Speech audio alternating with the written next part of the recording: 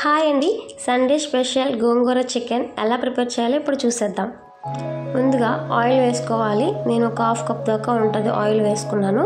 ఇందులో మసాలా దినుసు చెక్క లవంగాలు అవి వేసుకొని ఎండుమిర్చి 2 ఎండుమిర్చిని వేసుకున్నాను, కరివేపాకు, పచ్చిమిర్చి, చిన్న ముక్కలుగా తరిగి పెట్టుకున్న ఉల్లిపాయలు కూడా వేసేసుకొని బాగా ఫ్రై చేసుకోవాలి.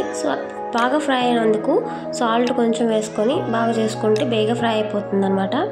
ఇలా ఫ్రై చేసేసుకొని ఇందులో ఈ ఆనియన్ కొంచెం ఫ్రై అయిన తర్వాత 1 tablespoon ginger garlic paste, అల్లం వెల్లుల్లి పేస్ట్ అనమాట వేసేసుకోవాలి. ఇలా వేసేసుకొని బాగా పచ్చివాసన పోయేంత వరకు మనం కుక్ చేసుకోవాలి. ఇప్పుడు కుక్ అయిపోయింది కదా, ఇందులో 1/2 టేబుల్ స్పూన్ పసుపు వేసుకోవాలి. పసుపు వేసుకొని బాగా మిక్స్ చేసుకోవాలన్నమాట. ఇది కొంచెం ఫ్రై అయిపోవాలి. ఇందులో సన్నగా తరిగి పెట్టుకున్న టమాటా ముక్కలు కూడా వేసేసుకొని టమాటా ముక్కలు అనేవి బాగా సాఫ్ట్గా కుక్ అయిపోవాలన్నమాట. ఇప్పుడు ఇలా మిక్స్ చేసుకొని మూత పెట్టేసుకోవాలన్నమాట. మూత పెట్టేసుకొని కాసేపు కుక్ చేసుకుంటే టమాటా అనేది సాఫ్ట్గా అయిపోతుంది. చూసారు కదా, ఇలాగా సాఫ్ట్గా అయిపోతుంది అనమాట. చూడండి, చాలా సాఫ్ట్గా అయిపోయింది టమాటా ముక్కలు. ఇప్పుడు ఇది బాగా సాఫ్ట్ అయిపోయింది కదా, ఇందులో 2 table spoon chilli powder, 1 table spoon coriander powder వేసేసుకొని ఇది పచ్చివాసన అనేది లేకుండా ఈ ఆయిల్లోని దీన్ని బాగా ఫ్రై చేసేసుకోవాలన్నమాట. ఇది బాగా ఫ్రై చేసేసుకొని ఇలా ఫ్రై చేసుకున్న తర్వాత ఇప్పుడు ఇందులో ముందుగా క్లీన్ చేసుకున్న గోంగూర ఉంది కదండి, ఈ గోంగూరని వేసేసుకోవాలి. ఇది 1/2 కేజీ చికెన్ చేస్తున్నాం కదా, 2 లేదా 3 కట్టలు తీసుకుంటే సరిపోతుంది, 50 గ్రామ్స్ అనమాట. ఇప్పుడు ఈ ఆకును మొత్తం కూడా మనం బాగా కుక్ చేసుకోవాలన్నమాట. అంటే పెద్ద మంట కాకుండా చిన్న మంటలో పెట్టుకొని మనం కుక్ చేసుకోవాలి. ఇలా మూత పెట్టేసుకొని చూసారు కదా, చక్కగా కుక్ అయిపోద్దండి. సాఫ్టీగా అసలు ఎంత చక్కగా కుక్ అయిపోయిందో ఈ విధంగా మనం కుక్ చేసేసుకోవాలి గోంగూరని.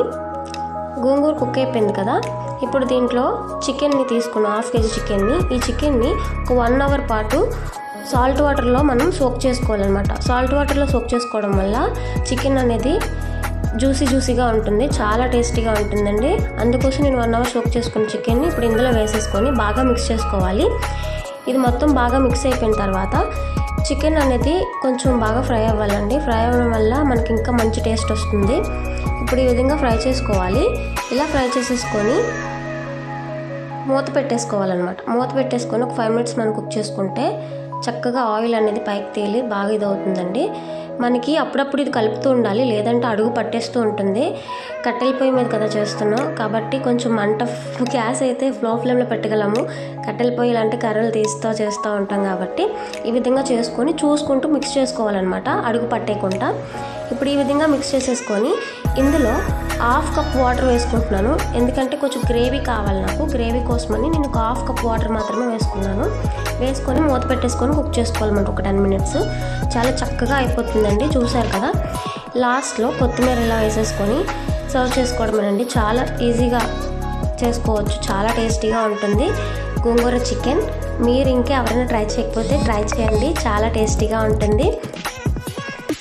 గోంగూర చికెన్ కర్రీ చాలా టేస్టీ అండి. అసలు ఇది రైస్కి కానీ చపాతీకి కానీ చాలా టేస్టీగా ఉంటుంది.